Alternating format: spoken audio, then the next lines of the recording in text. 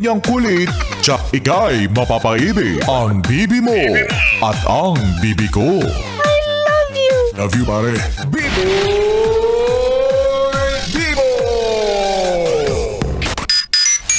Sa sobrang malihim kong tao, yung ex ko iniisip na may iba na ako.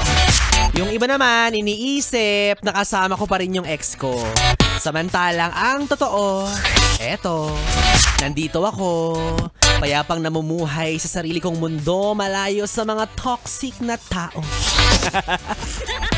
O, diba? Ganun dapat. Sabi nga ni Dora, swiper no, swiping. Swiper no, swiping. At kapag tinanong tayo kung itinatakwil ba natin yung mga taong walang magandang dulot sa buhay natin, ang tugon, opo, itinatakwil namin. O, diba? Like, hello? Bakit naman iikot ang buhay natin sa mga taong lagi lang tayong sinasaktan?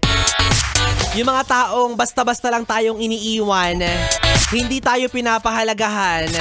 O, diba? Wala sa kanila ang tunay na ligaya, nasa sarili natin ang tunay na saya.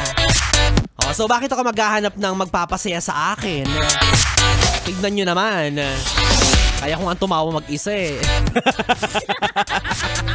O kaya ikaw, yes friend, kapag nararamdaman mo sa sarili mo na wala ka ng gana sa isang tao, ipagtapat mo.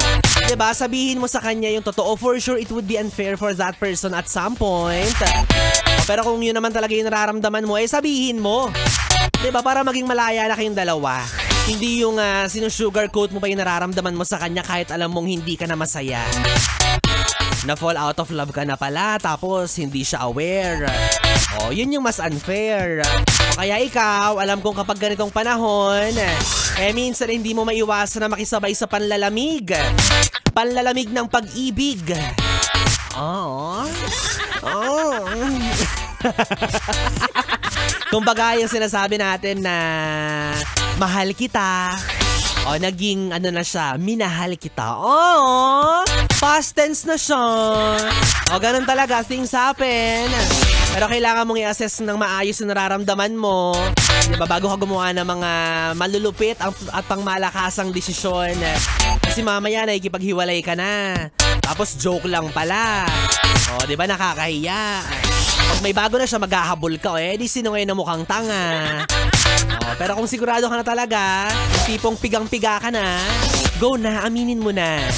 Kumbaga, sabi nga nila, tuyo na ang damdamin mo para sa kanya. Oh! Sakit! Pain reliever, bet?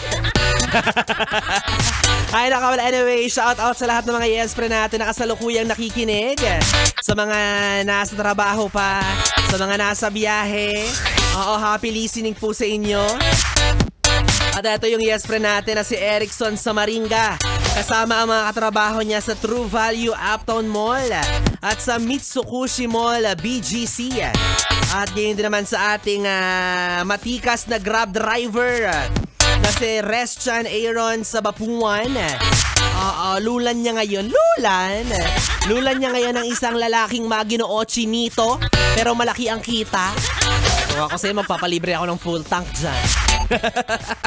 At syempre para sa inyong lahat ng mga yes friend natin na patuloy na nakikinig sa 101.1 Yes FM. Tuloy-tuloy lang po sa pakikitutok dahil kapiling nyo na ang bibi niya sa radyo.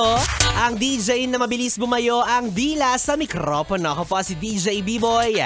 Bibo. At ako ang iyong makakasama hanggang mamayang alas 12 para sa ating BB Time. Kaya naman dito ka lang sa istasyong no problem. Ang 101.1 Yes FM. At para sa ating susunod na kanta na bagay sa katulad mong tuyong-tuyo na, tigang na kumbaga. Wow, parang cactus.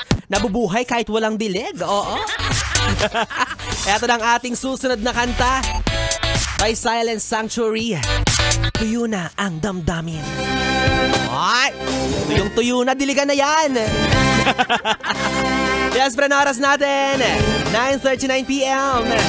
Dito ka lang sa 101.1 Yes FM Solid.